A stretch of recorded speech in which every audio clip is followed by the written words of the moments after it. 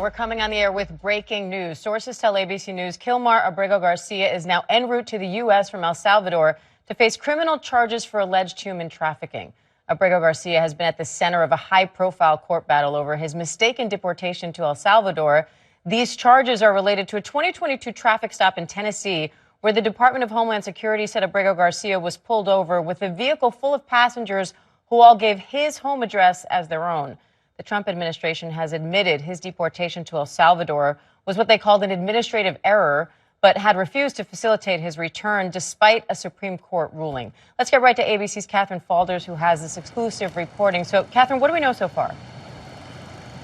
So, Diane, what we know is that Kimar Abrego Garcia is back on his way from El Salvador to the United States. He's flying here and should land late this afternoon in the United States. Now, we're told by sources that he's on his way back because he is facing criminal charges. He's been indicted by a federal grand jury, an indictment that remains under seal on charges related to human trafficking. So once in the United States, he will face federal criminal charges for allegedly transporting undocumented migrants within the United States. And as you mentioned, that stems from what we've reported on previously, that 2022 Tennessee Highway Patrol traffic stop where Abrego Garcia was pulled over for speeding. He was in that car with 8 other people who he was transporting. He was originally let go with a warning by the sheriffs, but those sheriffs were speculating off camera that that could be related to potentially transporting undocumented migrants. Now, it's important to note here that this investigation, these federal charges, did not really get put into motion until April. That was